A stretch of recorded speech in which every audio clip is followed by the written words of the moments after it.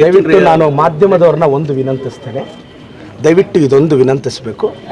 ಈ ಹರಾಜಲ್ಲಿ ಯಾವುದೇ ಕಾರಣಕ್ಕೆ ನಗರಸಭೆ ಸದಸ್ಯರು, ಅವರ ಅಣ್ಣಂದರು, ಅವರ ತಮ್ಮಂದರು, ಅವರ ನಾದಿನಿಯರು, ಅವರ ದೊಡ್ಡಪ್ಪ ಚಿಕ್ಕಪ್ಪ ಮಕ್ಕಳು ದಯವಿಟ್ಟು ಯಾರಾದರೂ ಭಾಗವಹಿಸಿ ಅವರೇ ತೆಗೆದುಕೊಳ್ಳುವ ಪ್ರಯತ್ನ ಮಾಡಿದ್ರೆ ದಯವಿಟ್ಟು ಜನಕ್ಕೆ ತೋರಿಸ್ಬಿಡಿ.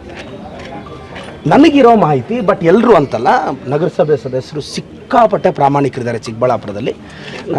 ಬೇರೆ ಎಲ್ಲ ನಗರಸಭೆಯವರು ನಮ್ಮ ನಗರಸಭೆ ಸದಸ್ಯರ ಪ್ರಾಮಾಣಿಕತೆಯಿಂದ ಇನ್ಸ್ಪೈರ್ ಆಗಬೇಕು. ನನಗೆ ನಮ್ಮ ನಗರಸಭೆ ಸದಸ್ಯರ ಪ್ರಾಮಾಣಿಕತೆನ ಹೇಳೋಕ್ಕೆ ಆಗಲ್ಲ.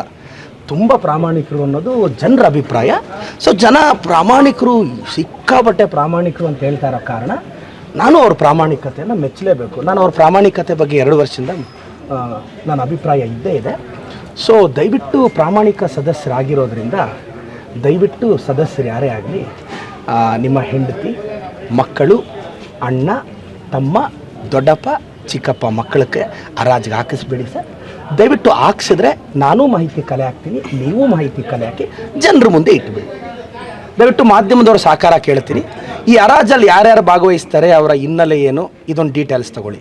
ನಿಜವಾದ ಬಡವ್ರಿಗೆ ಸಿಕ್ಕಿದ್ರೆ ತಪ್ಪೇನಿಲ್ಲ. ಅದು ಮೋಸ್ಟ್ಲಿ ಕೆಲವ್ರಂತೆ, ನಾನು ಎಲ್ಲರೂ ಪಾಪ ಸದಸ್ಯರು ತುಂಬ ಒಳ್ಳೆಯವರಿದ್ದಾರೆ. ಸಿಕ್ಕಾಬಟ್ಟೆ ಬೆಳಗ್ಗೆಯಿಂದ ರಾತ್ರಿವರೆಗೂ ಜನರ ಕಷ್ಟ ಕೇಳಿ, ಚರಂಡಿಗಳು ಕ್ಲೀನ್ ಮಾಡಿಸಿ, ಲೈಟ್ ಹಾಕ್ಸಿ, ಅವ್ರ ಪಾಪ ಭಾಳ ಸುಸ್ತಾಗ್ತಿದ್ದಾರೆ. ನಮ್ಮ ಗೌರವಾನ್ವಿತ ಸದಸ್ಯರು, ಅವ್ರ ಬಗ್ಗೆ ಮಾತಾಡೋದು ಶೋಭೆ ತರಲ್ಲ ನನಗೂ.